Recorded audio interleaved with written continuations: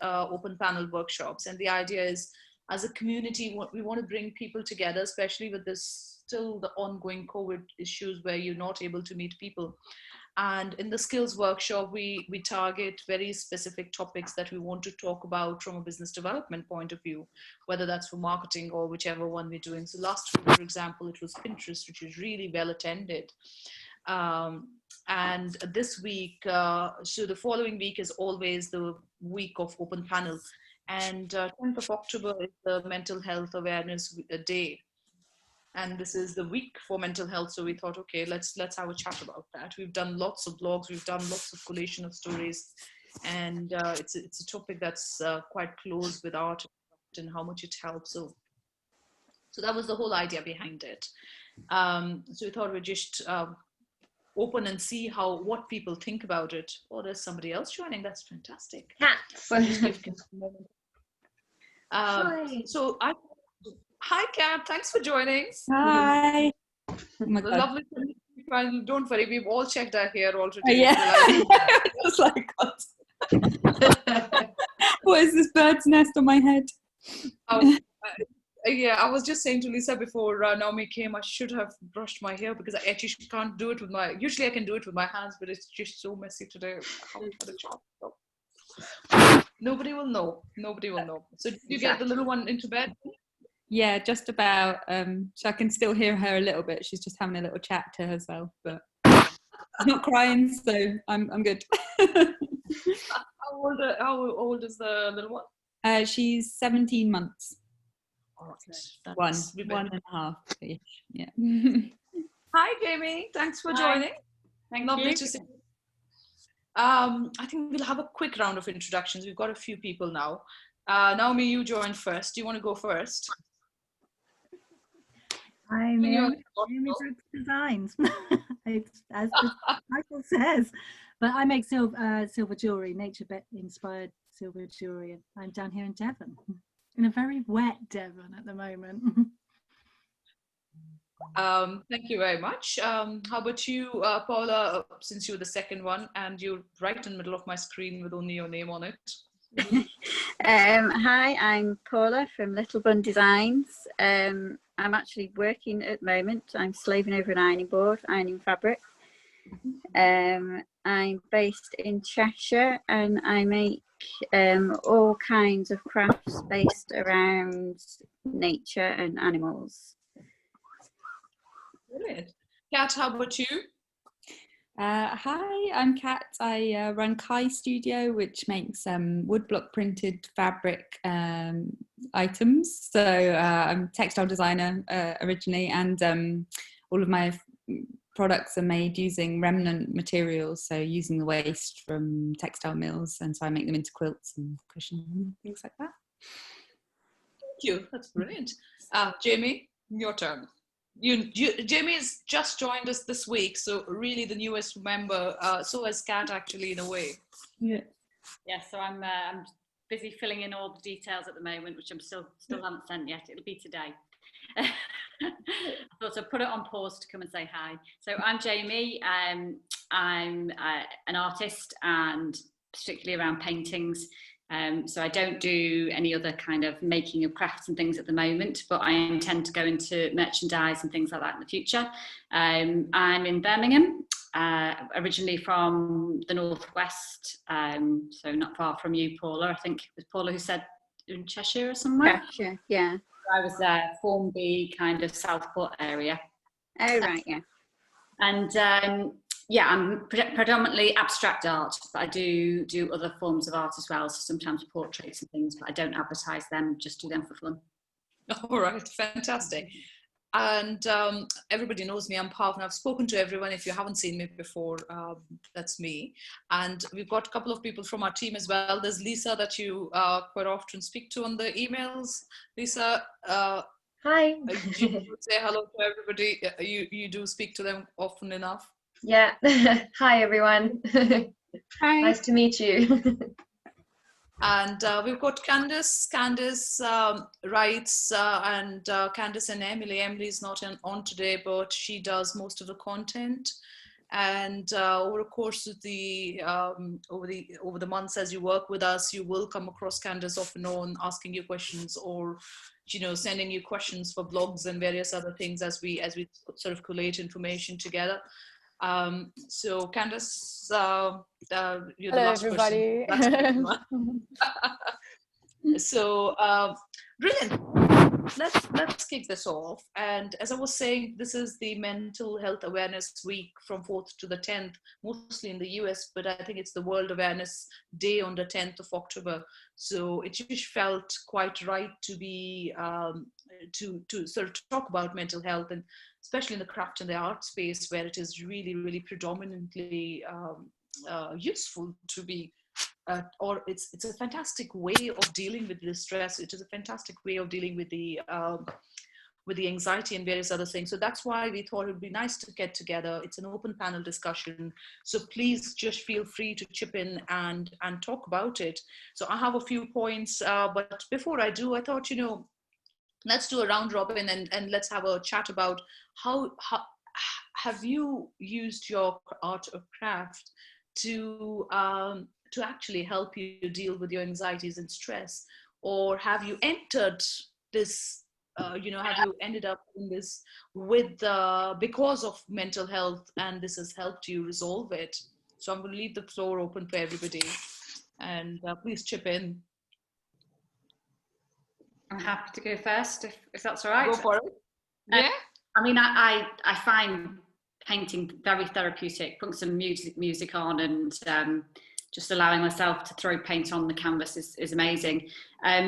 Interestingly, I found during certainly the first half of lockdown, I found that I just wasn't interested in art at all. It was almost like I didn't feel, although I wouldn't say I suffered in mental health, I would say that it just felt like to try to work just felt too difficult. All my shows were cancelled. It just felt like, what am I working for?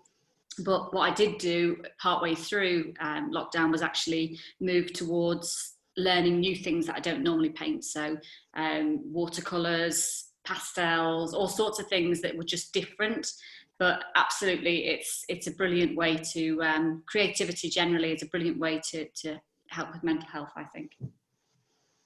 Thank you. No, that's so true. I'm not an artist. I come from financial services background, but somebody gifted me those little booklets where you color in, and I've, that's the extent of my craft. And apologies, considering we run a company that sort of has this deep belief in it.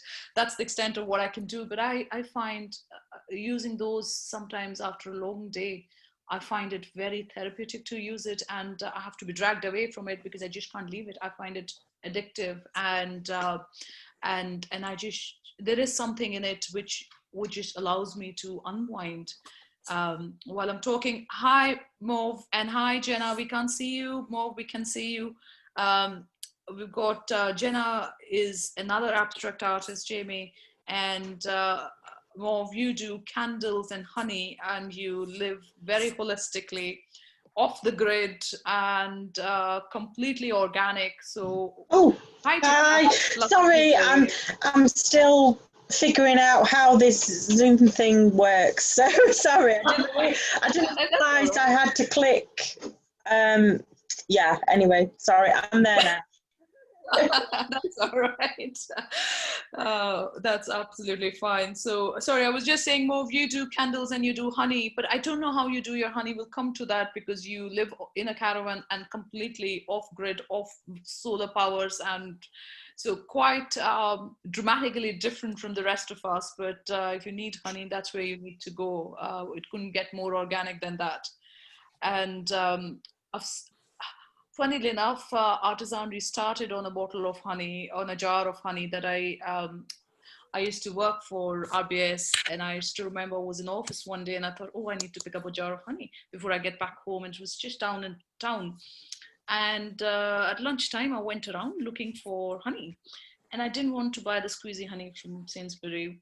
I didn't want to buy it from Holland and Barrett's. And I went around and I couldn't find it. I just couldn't find it anywhere on Princess Street in Edinburgh, which is the main high street. I came back and I thought, that's ridiculous. How can I not find honey that I can, buy with the knowing that it's come from the right sources? So I went online and I thought, surely I can find honey. And there was lots of it available. Don't get me wrong. There was plenty of honey available, but I couldn't find something that I could trust or a website that I could trust. Because on Etsy, I realized that you get all sorts of stuff and people don't necessarily make what they sell. So I didn't know where else to go. So I pottered around and I couldn't find it. And eventually ended up buying something from Holland and Barrett's that said artisan honey, which I knew wasn't artisan honey, but that was the closest I could find. And that's where the seed for artisanry grew from that time. And I thought, we need to have, I wish there was a platform that we could trust and as a customer, and that could have that kite mark, which you could go and buy with the assurance that you're getting something that is completely handmade, that is completely organic, if that's what you want. And that's how artisanry started. Sorry, totally digressing from the subject of mental health. But that's how it came about. A couple of years later, I left RBS and decided not to go back and started with a clean sheet of paper, writing artisan on it, only to realize it's been taken by pretty much everybody, and had to go into the thesaurus to try and find a name that was the closest to it. And artisanry turned out to be the collective noun for artisans. Didn't know that, and wasn't taken. So I thought, oh, that sounds like a good enough name. And literally from a clean piece of paper, started writing the business plan. And it just is quite surprising. Every time I start writing a document, I think, oh my God, I can't do this. How am I going to fill up all these pages? And a year later, 50 sheets later, we have a platform with 66 people, Lisa, on live at the moment. Ooh, yeah, So, I think, so about like 63 and about 6 more currently getting built, which is amazing. Yeah. So a year later, approximately 70 people online selling, and each and everybody has been vetted and is completely handmade. So, and it's been an incredible journey from a mental health point of view. I felt when I worked in financial services, I left my soul outside the door, sold it to the devil every time I walked in. And while I don't do craft, I find working with crafters has opened a completely different world that I wasn't aware of, and has helped me find my own inner creativity. I paint my garden furniture. That's the extent of what else I do. But I can't tell you how much I love it. It's absolutely incredible to just sit and paint. So I've got chairs in my garden, which even my poor dog's kennel is now yellow and pink, because I just find it so therapeutic to just move the brush up and down without the thought in it. And I suppose as artists, you would know, I don't have the skill to do anything more with it, but even that action really, really helps me de-stress. So from that point, I'm going to open the floor again. Anybody else wants to tell us their story of how and why they paint and why they create and what helps them? Yeah, I'll go because Go on then. and your story is inspiring. And I'm going to say one thing first. You've got the thing within you to be creative. Everybody has. It doesn't matter what you do. It's just expressing yourself. That's the key thing. So I hate hearing how people say they're not creative or artistic, because everybody's got something in them to do that.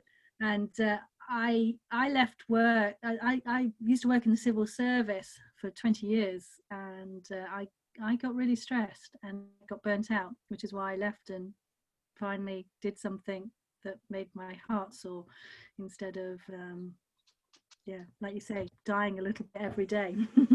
Yeah. When I went in. You didn't say those words, sorry, they were mine. That's probably, but I left. Yeah, I left. I'd made jewelry for years, but I never had the guts to do it. And then I realized that if I didn't do it, then I was just I'd just stay in a job which killed me, basically. I'm not,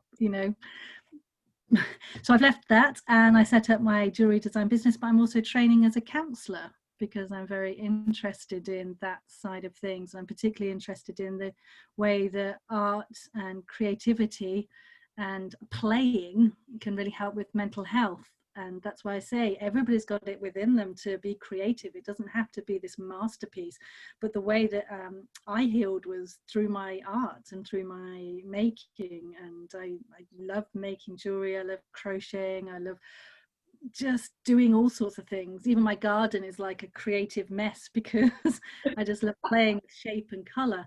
And I think if more people did that, then I think they'd find some peace and some they'd be able to stop for a moment and just reflect on everything that's happened. And I'm going to shut up in a minute because I'm running out of words, but I'm just so passionate about the way that art and mental health can really come together and really support people.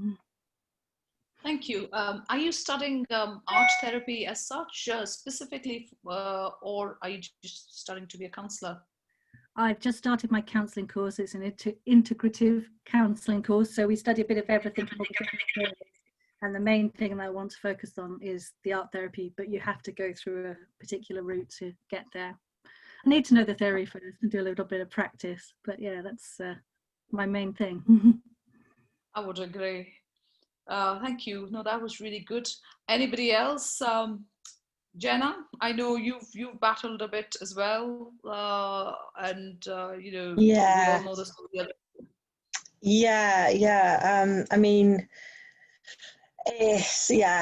several things really. You know, I mean, I was in an abusive relationship many years ago, and I think that sort of rooted my insecurities, and from that stemmed mental health, and so I was always a bit, you know, a bit underconfident, not really showing many signs of much confidence in myself, and that affected me greatly. And then I sort of went on and I did get out of that, and I found my husband and had a child. But I think from that, it sort of made me susceptible to suffering more depression. So I then suffered postnatal depression when I had my first child. And that took me a little while to get out of that. But honestly, I don't have any photos of myself from that time because I just hated the person that I was, and I wouldn't recognize myself now. If, to be honest, if I met myself then, I wouldn't recognize myself at all. I didn't have any confidence. I was just a shell, you know. And so, yeah, I think art has definitely brought me out of that. And it made me really sort of more confident as a person, not just as an artist, but as a person.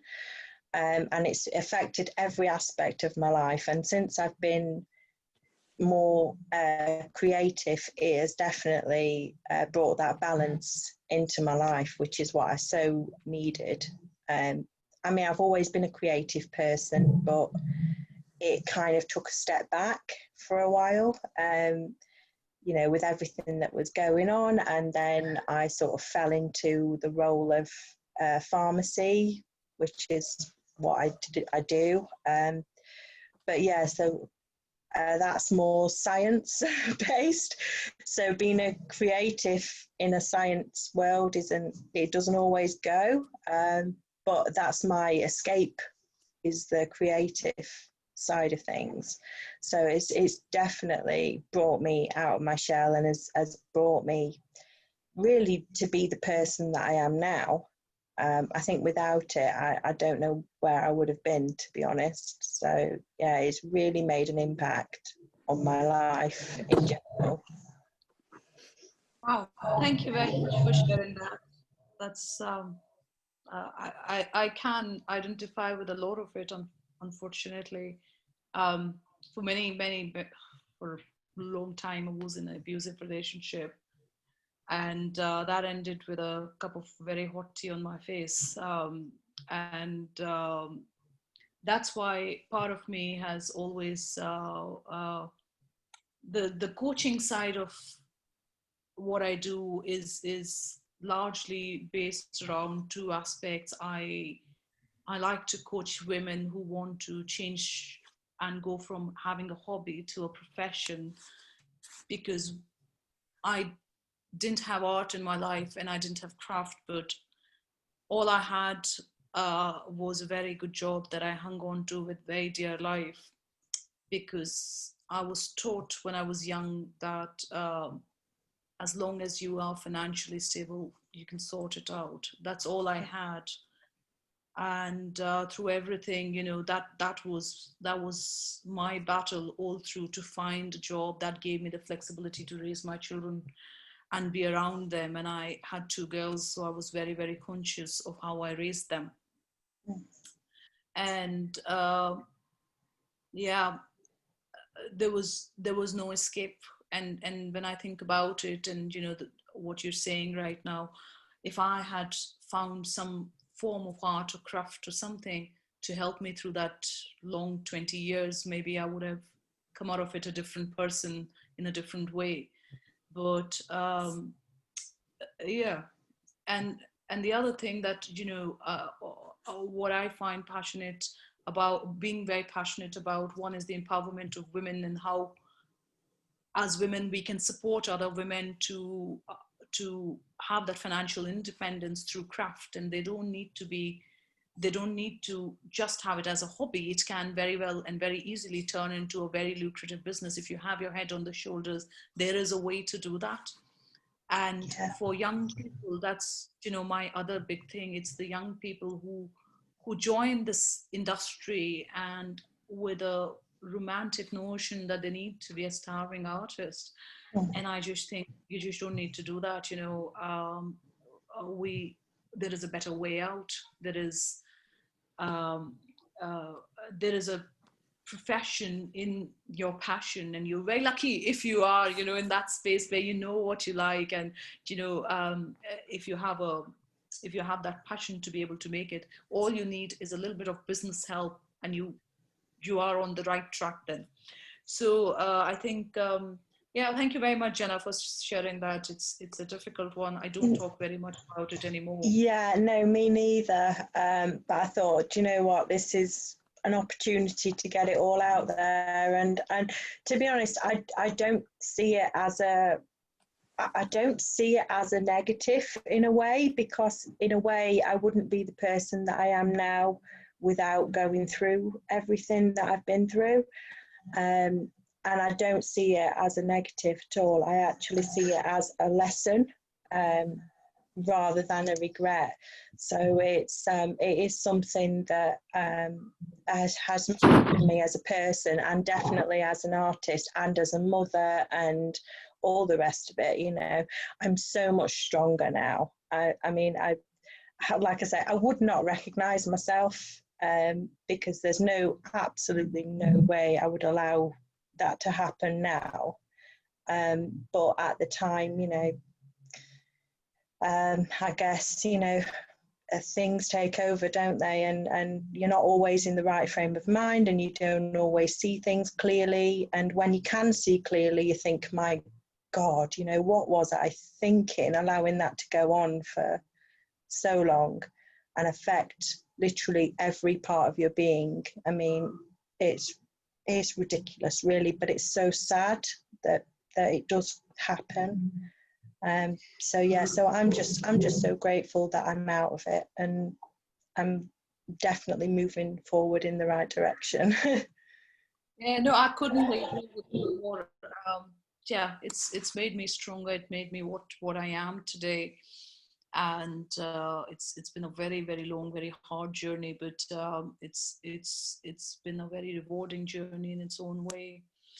And yeah, we are here, aren't we? So from that point of view, really, really good. I think it's really sorry to interrupt. I think it's really interesting what Jenna was saying about confidence as well, because I think that's something that everyone relates to as a creative, because it takes so much confidence to put your artwork out into the world and go, I think this is really good, and I think people will like it, or whatever you make. And it's terrifying. And I think yeah, I struggled with that a lot, and I struggle with this sort of imposter syndrome as well, I think, a lot of the time. So even I went to art school as a mature student, and even after I'd been accepted into like 5 art schools, I still was like, I think they've made a mistake, I don't think I'm very good. And then I graduated and I still was like, but I'm not sure, they might have just let me, you know, it was an easy course, and like everything always had like a, you know, and just I think just now I'm like just starting to understand that about how important confidence is, and to succeed in an industry that is, you know, full of really talented people, but you have to believe in what you're doing. And yeah, like what your story is just, it's even more incredible that you've come through what you've been through, and then to have the confidence to do what an artist does, because it's really, it's makes you really vulnerable to criticism and to, yeah. And so, yeah, it's really inspiring and like incredible to show your strength, Jenna. I think, like, yeah, it's really Oh, that's lovely. Thank you. But yeah, I mean, like I say, I wouldn't recognise myself, and I think, to be honest, because I'm a bit of an introvert, I don't really. I'm a sort of suffer in silence type. So if things are getting to me, I tend not to release it in the normal way. I tend to sort of turn to art, which is, you know, I mean, that's my outlet, that's my release, and that's my escape. And I mean, definitely, even now, I still suffer with imposter syndrome. I still sort of, I get that little devil on my shoulder, sitting there saying, you're not good enough, you're not good enough. And actually, I just flick it off and go, do you know what? I am. And I think that's like an important part, like to have, like it's always good to be criticizing your work because you're moving forward with it. But yeah, sometimes they can get a bit too much in your head. So yeah, I think it's, then you know, you can just be like, no, I believe in what I'm doing, I can do it. Yeah, I think we all can. And I think that was quite interesting what Naomi was saying earlier. She basically hit it on the head when she said we've all got that creativity in us, but I think we kind of lose it from being a child. You know, children have so much creativity, and it's just amazing and inspiring, but we kind of lose it as we get older because we get put on this path in life, and it you kind of lose all creativity or all passion. It's not really shown as a valuable thing, like to be a maker or to be creative. Like I studied in Japan for a little bit, and just the reverence for craft and for makers is like they're superstars, you know, they're like idolized and they have like great respect within society. And I think we don't have that here, which is really strange because design and art is such a huge industry in the UK. Like if you do want to value things on a monetary basis, it's huge, but even just on a cultural, like, yeah, it's really nice to have people who are really skilled at certain things, and we value that as a society. I think it's just crazy that we don't. The creative industries was 141 billion pounds worth of revenue for the UK last year alone. I mean, how any government can sit and say that we have to sit and retrain and get real jobs, it just disgusts me. But yeah, we're a huge money making part of society, but to help us uneducated idiots, clearly. Well, sorry, I'm late into the show. Craft by itself is 3 billion, so it's not a small market we are operating in. I mean, put the music industry with it, and Carl, you're right. You probably it runs in tens of billions in that case. It's hundreds of billions. It's not. It's 141 billion pound if you bring the whole of the art sector together, which is all of the music, art, drama. 141 billion is not to be sniffed at. You know. In fact, we're paying Biden, are we not? Almost. So you're... That's a horrible connection. I know. Well, but does that, you know, put that into context? You know, it's a dreadful connection. Absolutely dreadful connection. Then in context, what's that all about? And yeah, go back to what Jenna was saying about like valuing it in schools, and you know, Yes. people using their creativity. That's where it happens, isn't it? You have these children that are creative and magical and wonderful, and then they go through the school system, and then they're told that's rubbish. You're not very good at art. You should focus on maths and science and do this because that will get you a really good job. And then you're on the train, you know. So yeah, it is like, it's such a shame that that's how our society is set up at the moment, and yeah, how we've devalued making and the importance of actually creating things. Like you were talking about earlier, just like how you find, you know, your art and craft creates a sense of like well-being, and I really find for me it's highlighted most when I've not been making. So when I've had periods like we're talking about, like having your children, like when I had my daughter, it's just like quite a long period where you're not really making, you're busy doing other things, and I found it really hard. And as soon as I got back to making again, I was just, wow, the difference in my happiness, I guess, is just incredible. Yeah, I think it does make a difference, definitely. I think it's there. I think we just need to tap into it. So there's definitely a market for it. But I think we are our own worst enemy in a way. And I think we do tend to self-sabotage as creatives, don't we? We kind of look at it and go, yeah, I maybe won't do that. But like, actually, you know, just put it out there. And if people the great thing about art is it's subjective. So it's okay, you're not going to be everyone's cup of tea, but that's fine. That's okay. Not everyone has to love what you do. I mean, they're not very a bit foolish of them. They don't love everything that everybody does, but you know, we can't help them. I mean, that's pretty much the reason why Artisanry doesn't curate. We didn't become a curated site because we debated long and hard, and I felt that art is so subjective that we shouldn't, because at the end of the day, if somebody has to judge, it has to be the customer. If they like what you do, they will buy it. Otherwise, they'll move on to the next person. And you know, it's just, I don't like curation. I don't like places that curate, and I just find industry bodies that do it actually then don't give an equal opportunity to everybody, and it just feels wrong on so many different levels.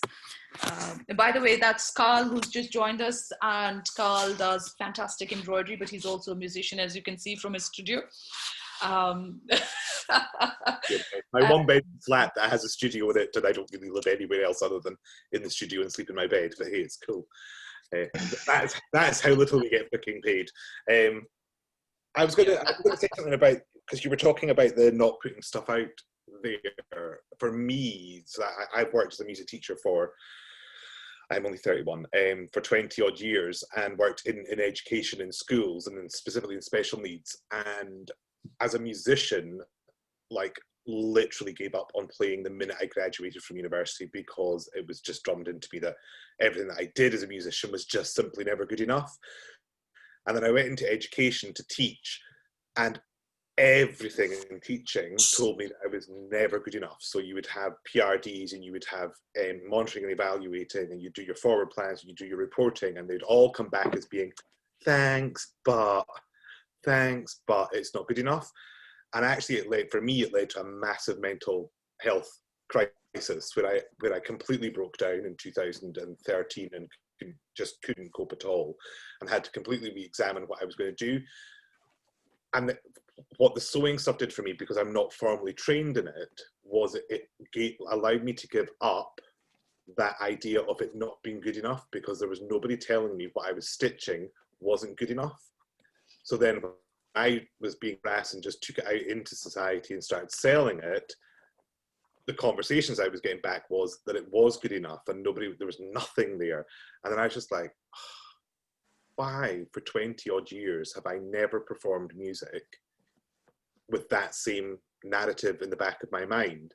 And so I decided that, right, okay, it's time. I took on 2 gigs in Castle and 1 in Roslin Chapel, and I would never have done that prior to doing the stitching, and thought, actually, whatever I do on these 2 nights is perfectly good enough because I'm happy with it.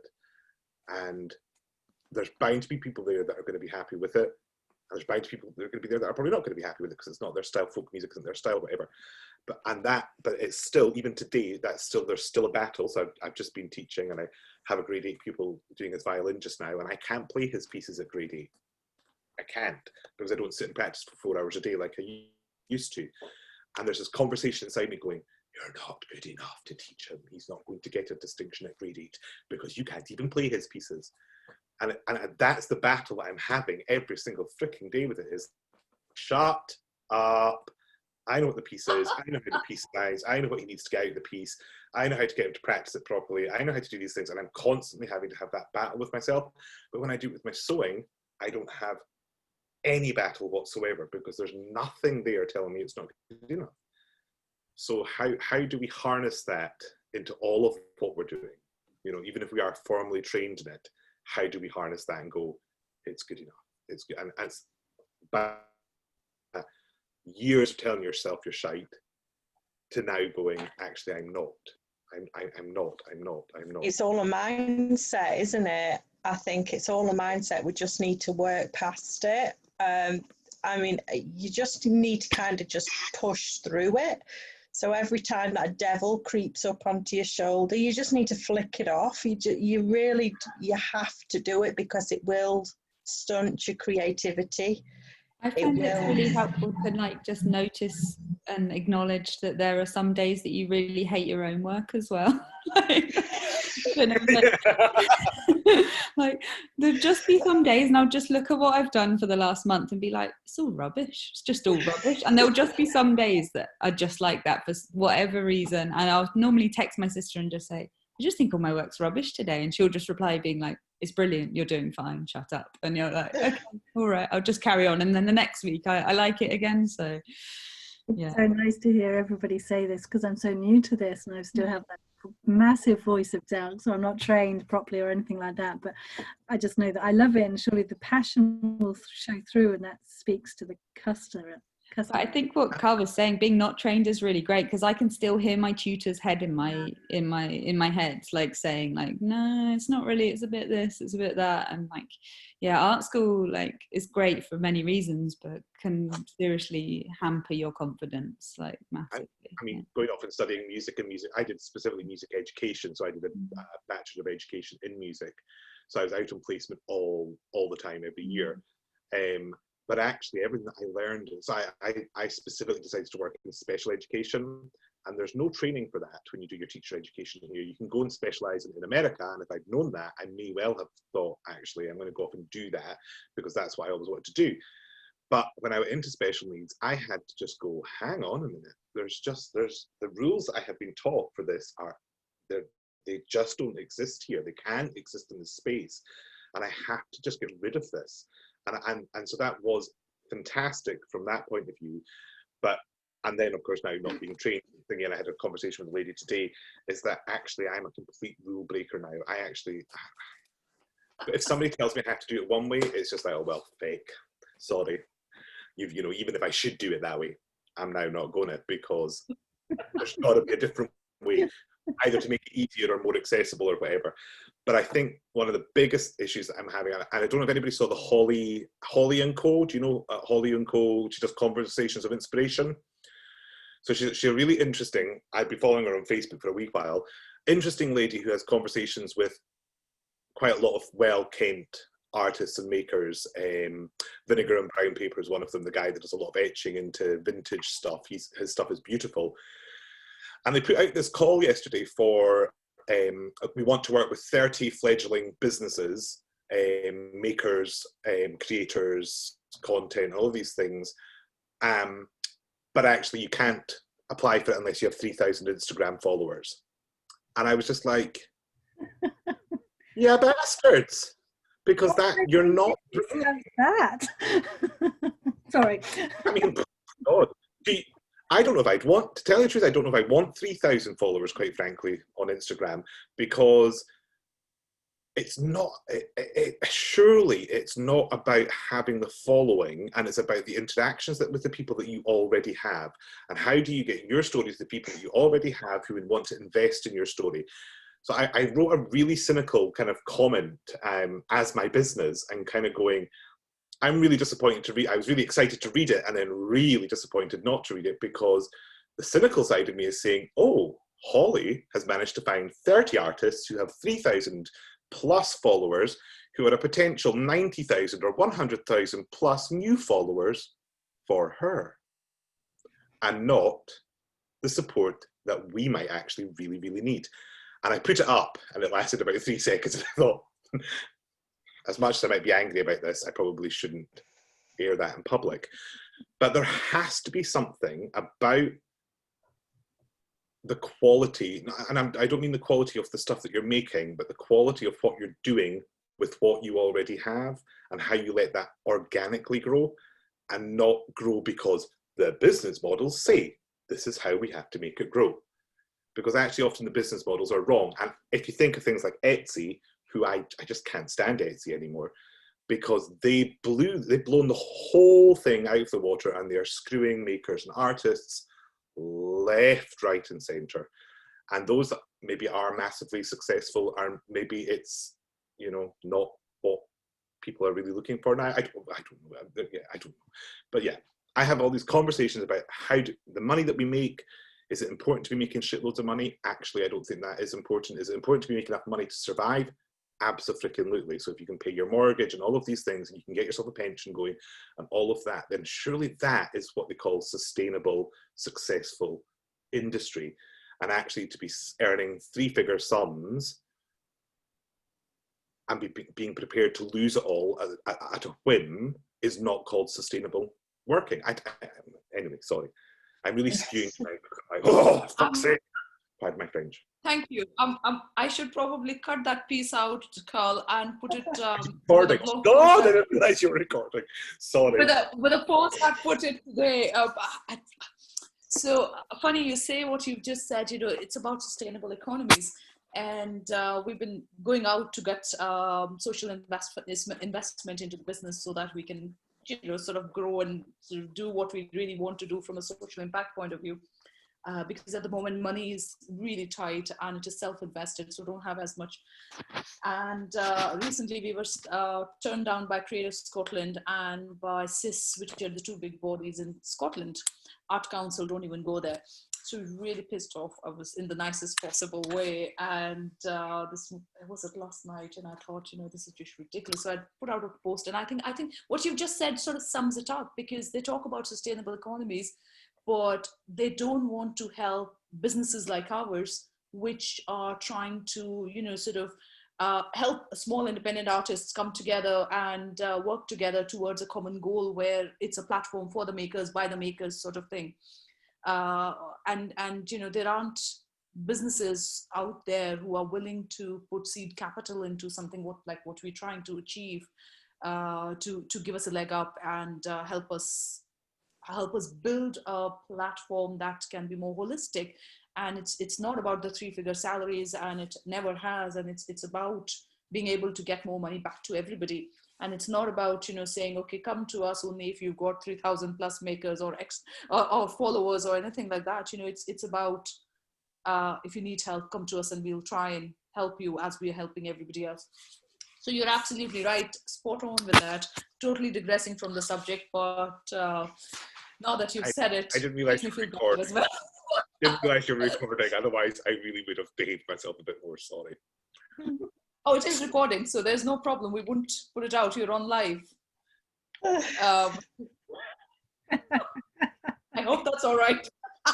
It's absolutely fine to be recording, but just go cut it. I don't mind stuff being shared. Just cut out my swearing, because it is a bit naughty.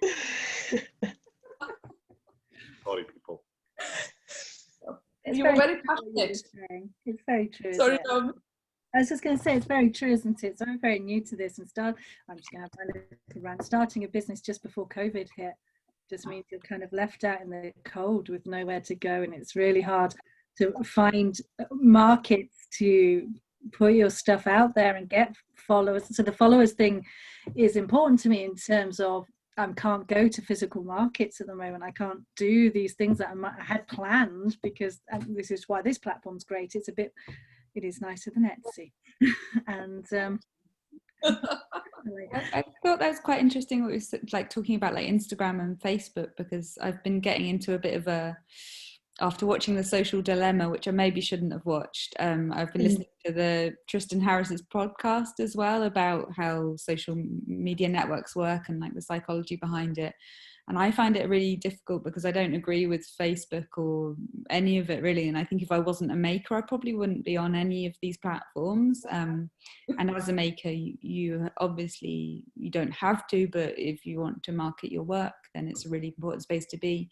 But then I find it a really difficult space, like in terms of mental health, like we all know being on social media is really bad for your mental health. And so I'd be interested to hear like everyone else's like tips on how they cope with, I just try and limit it to posting and making nice comments on my friends' things and then leaving and trying to leave and notice when I'm on there just for no reason, and like realizing that you're just on there for no reason.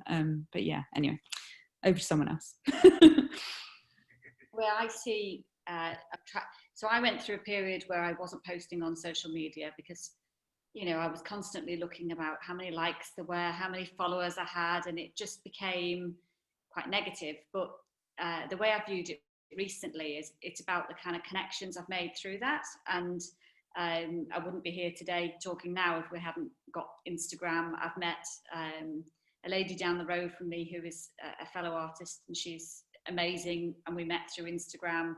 I think if you view it as a way to make connection and see that, and actually genuinely comment on other people's posts that you are starting to build a relationship with, and view it that way, rather than looking at, we all do it. We look at Instagram and we scroll through and we don't like things. And I have to make a conscious effort to go, you know what, these people have supported me. I'm going to make a comment on their post. I'm going to like their post. And even if I don't really like it, I'm doing it as a support and a... Yeah, I'm trying to do that a lot more as well. And especially people who, you just think, oh, they'll get loads, but it's like, oh, well, one more, and like, but I don't know how the algorithms work exactly, but yeah, commenting and connecting is really important, isn't it? So, and it makes you feel better, and it makes you feel like it's all worthwhile when you have that. And the sales and things as an aside, I've never sold through Instagram, but I have sold as a result of Facebook. So I just, I view it as a way to connect with people. And that, I don't really even understand the whole Facebook platform anymore. I just go on it and I just like, why is everything moved again? I know. That one. Oh, I don't like the new look at all. Oh God.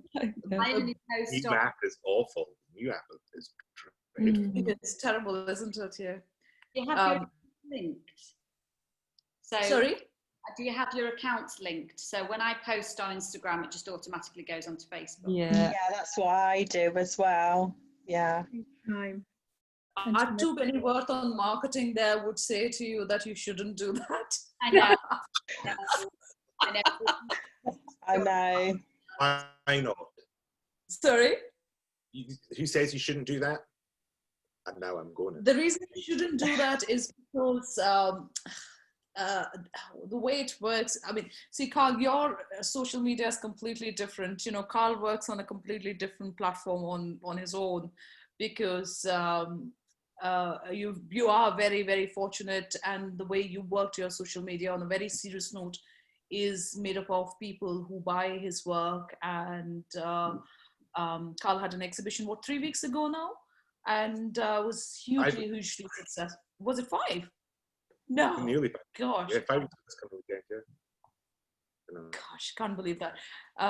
Just down and down from where I live, and I'd gone to see it, and your work's exploded. That's what you were saying last night. And with the social media, Carl's following is less than 3,000, since 3,000's now become our mark. Awful. I'm 700. 730 on Facebook and 600 on Instagram. But the interaction I seem to get from it it's not massive, but everything is interacted with, and there's lots of comments on lots of stuff.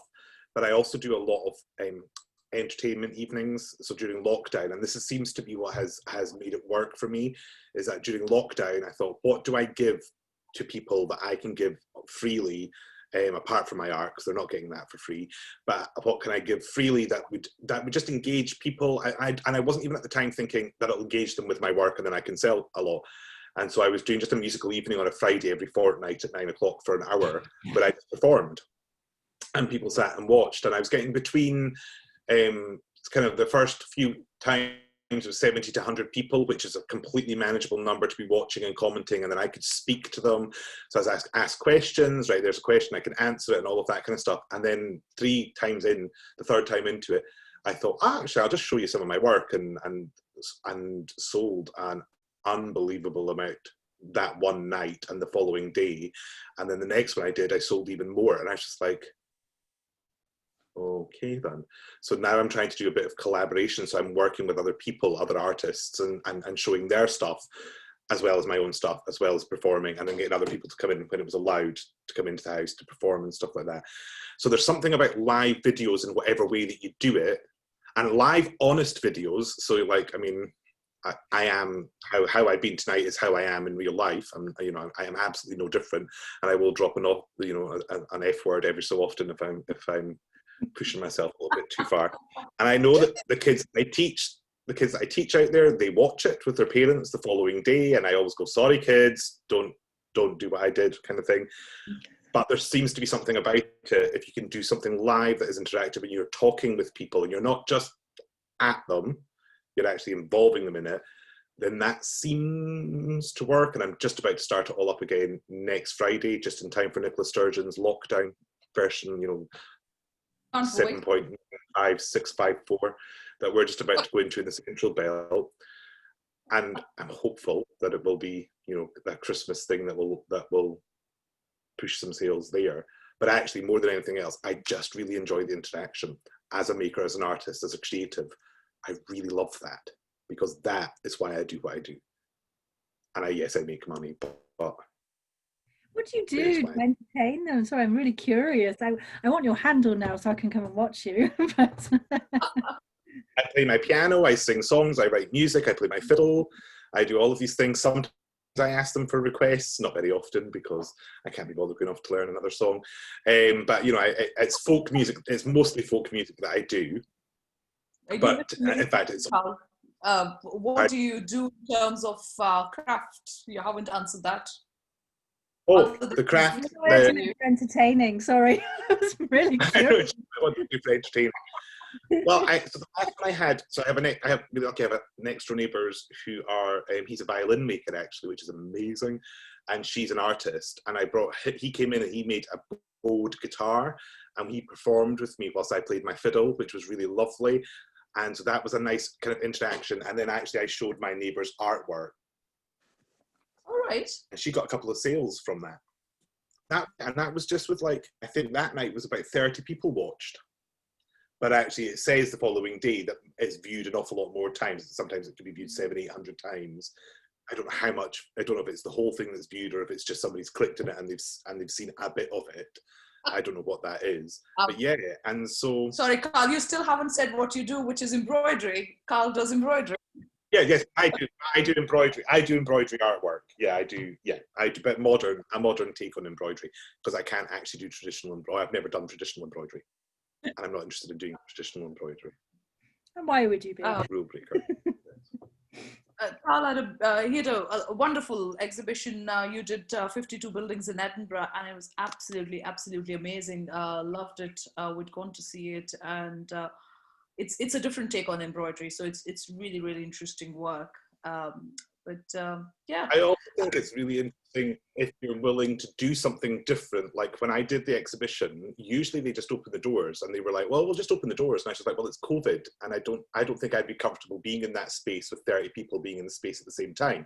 So we shouldn't do that. We should ticket it. And actually ended up having an awful lot more people come through the doors because of tickets than they would have if they'd just done it with non-COVID time.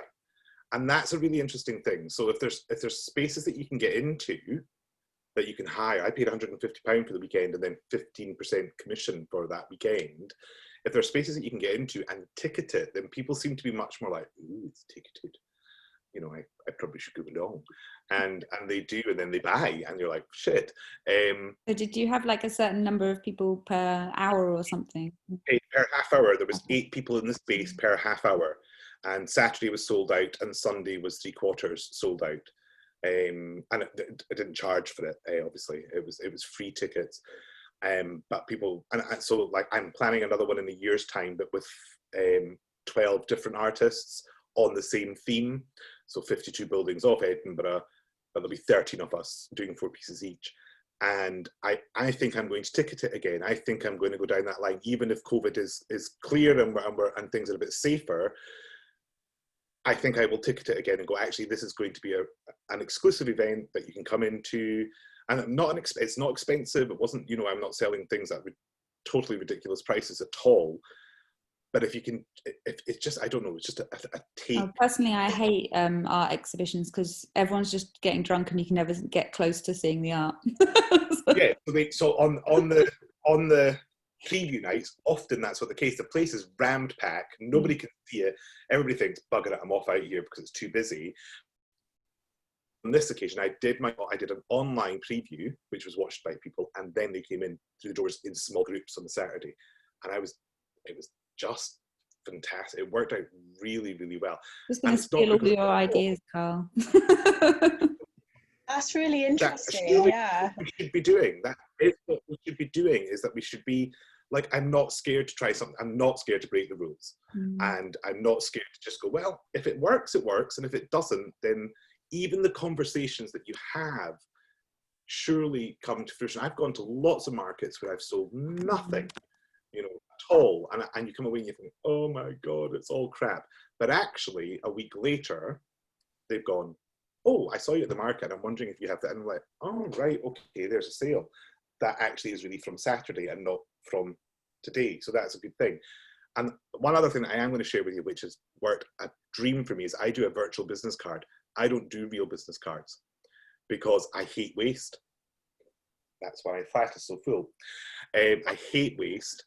And so what I've done is I've stitched a business card in an old X-ray plate. And then when people say, do you have a business card? I go, do you have a phone? And they go, yes. And said, right, here's my business card. Here's my face. Take a picture. And I've had so much work from that. I've had so much work from that because you go through and you delete your photos and then you go, oh, hang on. I remember seeing him. And then they come to you and say, right, can I order? And I know I would have got that from business cards. So I think it's really interesting what you were saying actually about just going back a few steps where you said about charging for your tickets and things, even though it wasn't a great deal. Probably what you've done there, I mean, I don't know, I might be wrong, but it sounds to me like you've, without even realizing, you've added value to your work. So people are happy to pay. Do you know what I mean? Because I know the similar thing happened with me. I started off by charging much less than what I should have for my artwork. And I didn't sell anything. I hardly sold anything. And then as soon as I raised my prices, boom, you know, I got sales. And I think it was because you add value to your work by charging what you're worth. Do you know what I mean? Like, but you have to realize what you're worth before you charge what you're worth, if you see what I mean. Do you know, does that make sense? Or yeah, people are willing to spend bigger money than they are willing to spend 30 or 40 quid. And I find anything that I have in the 30 to kind of like 75, 80 pound bracket doesn't sell, as well as things that might be the 20 or below bracket, and then anything over £100. Often people don't think about it, and I wouldn't, because I can't afford to. But it's bizarre. No, Carl, sorry, I think it's exactly what Jenna was saying. You know, drawing back into the mental health as well. It all comes back to us valuing ourselves, and our environment and our people around us will value us the way we value ourselves.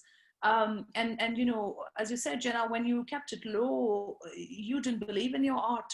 And by having the courage to increase that price range, was not just the increase in the price, it was the change in your confidence level, and that brought the customer in. And and that's the effect of in a way mental health, and the effect of art and craft on mental health, which is just so key. Sorry, Carl, you were saying something. No, I was going to I was going to ask about the mental health thing, because it is, I don't know anybody who's a creative who's not been, had really difficult mental health times, and usually more than once throughout their lives. But does anybody else, so I'm really open and honest. I almost have no shame in a lot of stuff, but I have no shame in terms of talking about mental health, because I think it's one of the things that we're not encouraged to talk about. And so there's my rule breaking kind of going, well, guess what, I am. But from that, I've had, again, better engagement with what I'm doing, and people much more interested in what I'm doing, because it's not just a piece of work that I'm selling, it's a piece of work of a story that has come from my mental health. So my 52 buildings came not from a great idea in terms of I'm going to do this exhibition. It came from I'm making the same stuff all the time. I feel quite sad about this. I'm feeling a bit depressed about this. This is actually destroying my soul a bit like what school was doing. I have to do something for myself. So I just stitched my first building for me. And I thought, I will do this every so often. But from it, somebody saw it who then encouraged me to go, actually, why don't you think about this? And then it grew at arms and legs from there. Do you guys, on your social media, are you quite honest your mental health journey? And I talk about anxiety, I talk about all of that stuff, and people seem to engage with it really well. Yeah. I am. I've got it on my Instagram profile. I'm very open and honest, and I've made a lot of friends, actually. It's because I suffer from OCD. You'd be amazed at how many people are suffering in silence with OCD. So yeah, I think it is important to be honest. Yeah, I think it's important to just be brutally honest. I mean, people, at the end of the day, if people buy from you, they're buying a part of you as well, not just what you create. They're buying a part of you. So I think it's important to just be brutally honest that, people will take the good, the bad, and the ugly, and they will love what you do because it's from you. Do you know what I mean? Like it's not just what you create, it's you as a person that goes into that. And I think that's what a lot of people buy.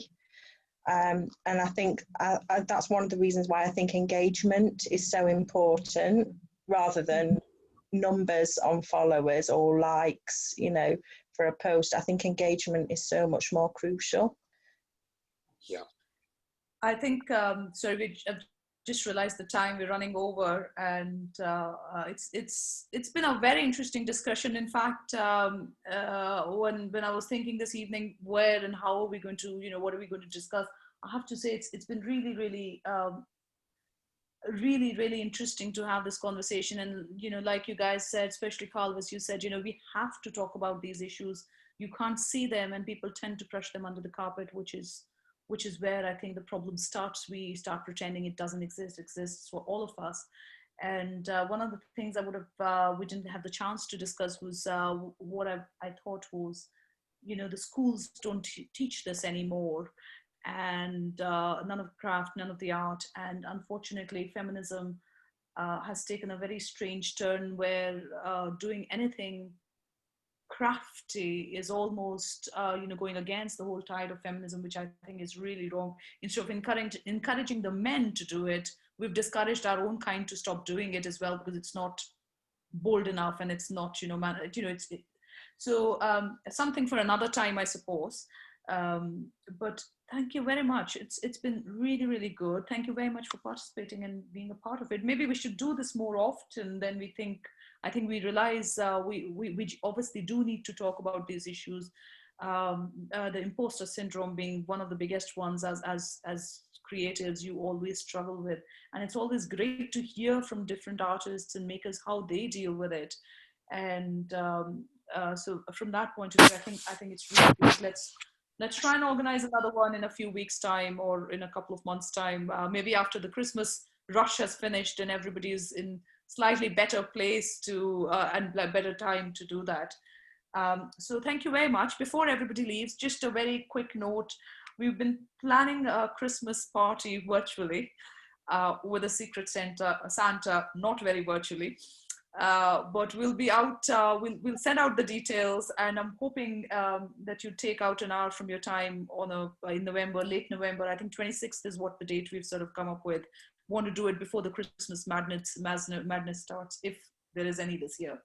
But it'll be lovely if you come along. We'll try and have some fun, and we'll do it on a Thursday or a Friday night. Then we can have a glass of wine, which I desperately want. Definitely, I'm there. Instead of a glass of water. Yeah. So thank you very much, everybody. Thank you, Carl. Really great. Morph, thanks very much for attending. You didn't say very much. Next time we need to have a conversation. I will. And we need to know. Sorry. I will. Thank you. And we need to know where we can get the honey from, because I haven't got it on the website. I'm still waiting for it to come on so I can buy it. But thank you, everybody. Have a lovely evening. Speak soon. You too. Bye. Bye. Yes, bye.